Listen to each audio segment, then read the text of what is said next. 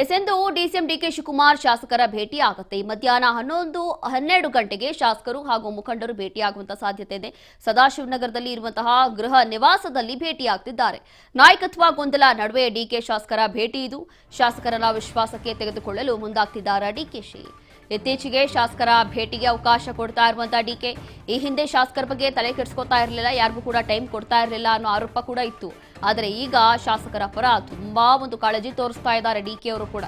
ಇದೀಗ ಶಾಸಕರ ಜೊತೆ ಮುಖಂಡರ ಭೇಟಿಗೂ ಕೂಡ ಅವಕಾಶವನ್ನ ಮಾಡಿಕೊಟ್ಟಿದ್ದಾರಂತೆ. ಸ್ಥಳೀಯ ಚುನಾವಣೆ ಕುರಿತು ಚರ್ಚೆ ಆಗ್ತಾ ಇದೆಯಾ, ಪಕ್ಷದಲ್ಲಿನ ಬೆಳವಣಿಗೆ ಕುರಿತು ಚರ್ಚೆ ಆಗ್ತಿದ್ಯಾ ಅನ್ನುವಂಥ ಪ್ರಶ್ನೆ.